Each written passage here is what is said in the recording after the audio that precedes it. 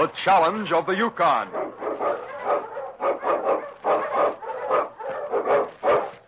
On King! On your Malamute!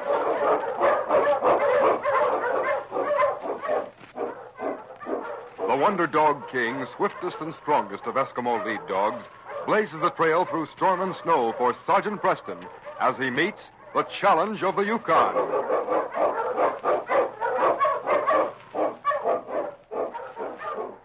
Sergeant Preston was typical of the small band of Northwest Mounted Police who preserve law and order in the new Northwest country, where the greed for wealth and power led to frequent violence and bloodshed. But in spite of the odds against them, Sergeant Preston and his Wonder Dog King met that challenge, and justice ruled triumphant.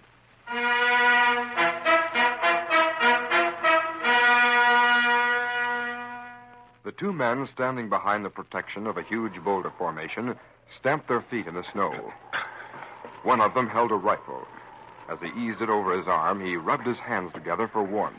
Much more of this waiting. This trigger finger of mine will be stiff with cold. He'll be along any minute now. Yeah, sure. Joe said he'd be passing here, and that we were to be here waiting when he did, so shut up. Your cut out of this will be enough to make you forget the cold anyway. It better be. Hey, look up the trail. That must be him now. It's about time. You ready? I've been ready for the last hour. Good. Get him as he comes by. Push, you husky! Push! All right, Len. You better drop him now. Come on before them dogs run off. Ho, you huskies! Ho! You got him all right. I want to get a look at them pelts. Hey, look at these foxes. Yeah. Joe knew what he was talking about, all right. I'll take the old-timer sled, and you take ours. We'll head back to town. By the time we get there, it'll be dark. Right. Come on. March, you huskies! March!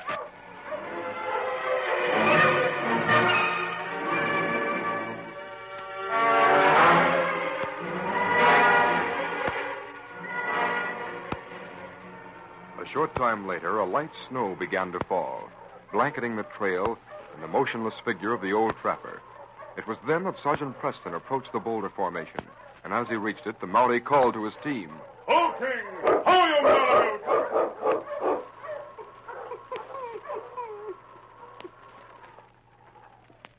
Yes, fella, I see him.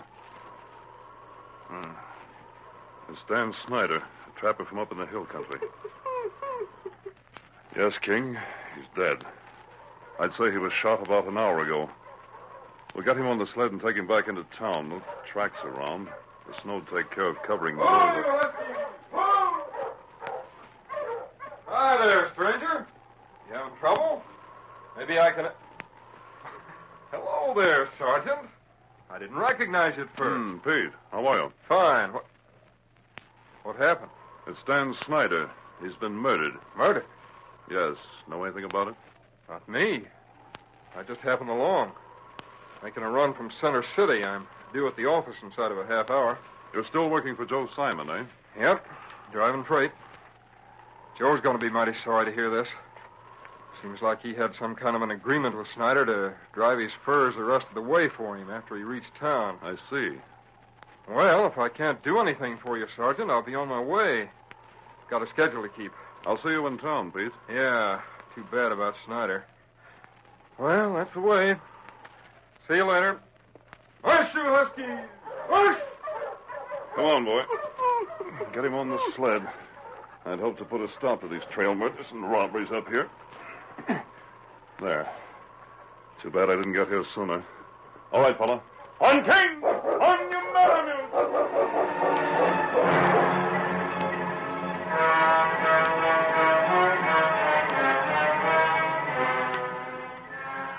Arriving in the small town of Three Forks, Pete Wallace went immediately to the office of Joe Simon's freight line. Pete, you're late. Wait till you hear why I'm late. Hi, Len. Charlie? Hi, Pete. Hello, Pete. You fellas got Dan Snyder. That's right. He did pretty good this season, too. You ought to get a look at some of the pelts we brought in. Never mind that. How come you're late? I met Preston on the trail. The Mountie? Yeah. I didn't know he was up here. I figured maybe you'd be interested in knowing. What brings him to this neck of the woods? That Monty's poison once he gets wind of something. There's no use getting edgy. He ain't got a thing on us. Like everybody else, he thinks we just run a freight line. Maybe so. But he ain't one to let murder go without trying to find out what's behind it. I'd like to have $1 for every man that swung because Preston got on his trail. What are you getting at? When I met that Mountie, he was kneeling beside Snyder, looking at the bullet wound. Besides Snyder? That's right. He'll stop in here when he's in town to see you, Joe. And if he had any inkling there was any stolen furs around, he'd take this place apart. We got to get rid of him fast. Now, there ain't only Snyder's to think about. There's the ones we got from McCready last week. The Winslow's are still in the back room. For me, I'm taking my pay and getting out of town. Shut up, all of you. Where'd you drop Snyder, Len? Where you told us to. By the boulder. Then Preston will be in town any minute. You ain't gonna find me here. I'm leaving. You can pay me now, Joe. You ain't gonna go nowhere. Unless it's where I tell you to. Now listen to me. You're gonna load them pelts on sleds, you understand? Who's going to load them? All of you. And you'll all take a sled and get out of town, see? Go north. Same way Preston came in. Only take the back trails. Yeah? But if we're going to get rid of them pelts, we got to go to Seahorse. You're going north. He won't backtrack. There are enough provisions in the back room to last you a couple of days. Stay in one of them caves with the cliffs. Then one of you come into town. Then I'll let you know what to do. What are you going to do? I'll be here to meet Preston. Now get going. You too, Pete. This is one case that Mountie will never crack.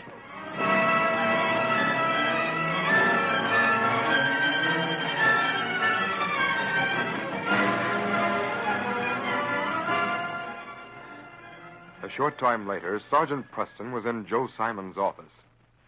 I'm convinced that this is just one of a series of robberies, all of them with the same purpose. Well, it's a mystery to me.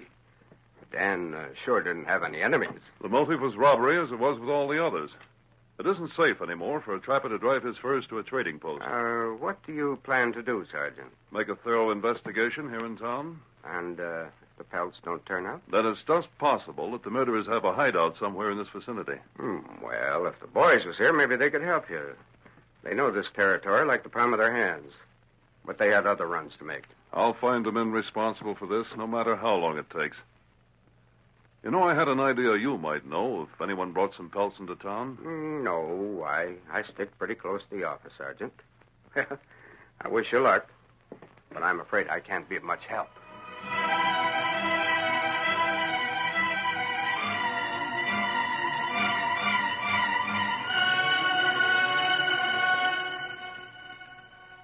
Sergeant Preston spent the rest of the day and the beginning of the next combing the town for some clue to the murders.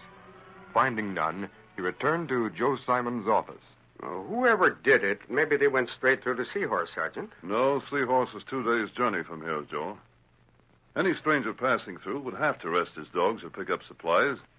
And even if he were to drive through, he'd have been seen and remembered. Yeah, I guess you're right. Ain't many strangers coming in, but I still think... I'm going back to that boulder formation. There's a hideout either to the north or south of here, and I'm going to find it. Well, if that's the case, I'll go with you. What about the freight line? Oh, that can get along without me for a few days. Maybe I can be of some help to you. Well, let's get started, Sergeant.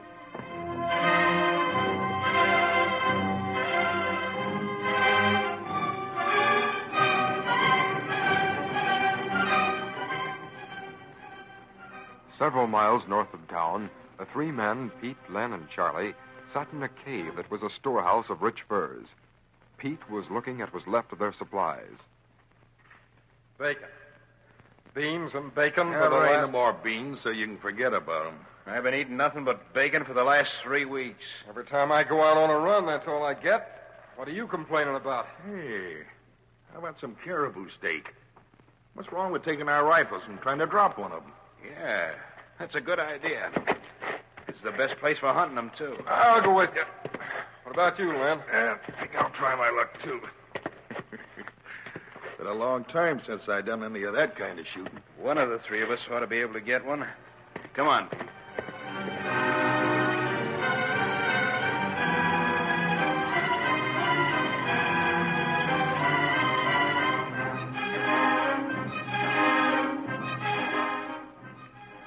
The three men left the cave. And when they returned, they looked in amazement at the tracks showing in the snow. Why, It's a grizzly. he was here, but he's gone now. Tracks when he went in and came out. What would he be doing? The pelts. Maybe he got into them.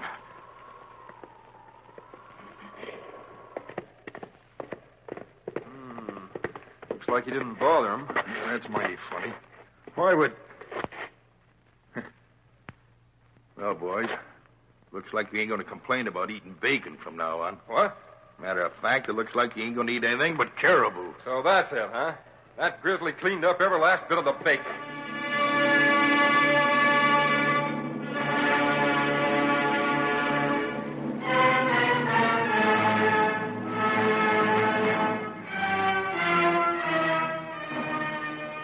Meanwhile, Sergeant Preston and Joe Simon traveled the back trails.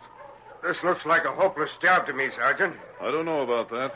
Remember those tracks we saw back along the trail? Yeah, we lost them a mile back. Snow's covered them completely. Nevertheless, we're going to keep going. On King! On your Malamute! Running ahead of Sergeant Preston's team of Malamutes, the great dog King frowned momentarily to himself. He tilted his nose in the clear Yukon air, and his perplexity increased. He caught the scent of a grizzly bear on the trail ahead. Sighting the huge animal ahead on the trail, King stopped. Sergeant Preston also saw the bear. All right, fella. Ho, you Malamute! You going to kill him, Sergeant? No, we'll wait and see if he attacks. I guess he thought the better of it. All right, boy. On King! On your Malamute! It was then that King realized why the scent of the bear brought with it another scent, the heavy, greasy scent of bacon. The Malamute knew that somewhere the grizzly had looted the rations of a camper. He knew, too, that it was but a short time ago. King! On King! From his master's past conversation, King understood they were traveling a man. Was it possible that the man they were trailing had carried bacon in his pack? It was worth investigating, but no time could be wasted if they were to backtrack along the trail the grizzly had taken. The snow was falling and would soon cover the tracks. The Malamute turned through the timber. Sergeant Preston, riding the runners of the sled, gave the dog his head, following his lead.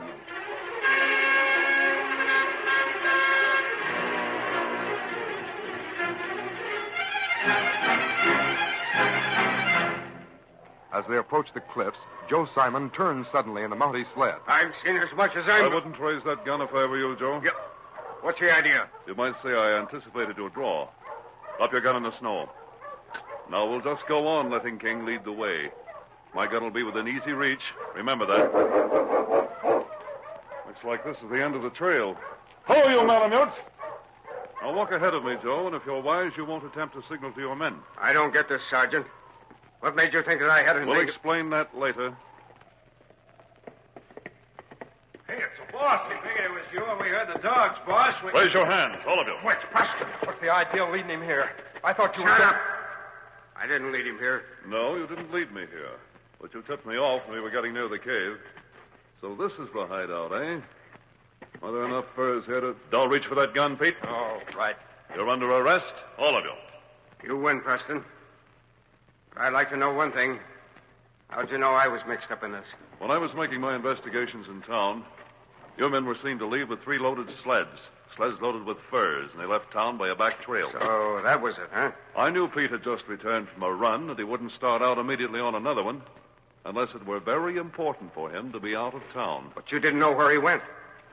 You acted like you had a compass or a map. King deserves the credit for that. What gave him the clue is something I'll never know. Yes, fella, thanks to you, the case is closed.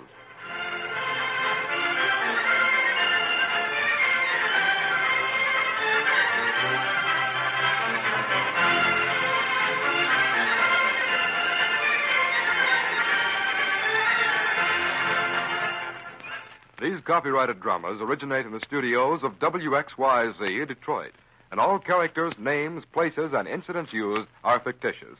They are sent to you each week at the same time and reach you from our transcription studios. Hal Neal speaking. This is the Michigan Radio Network.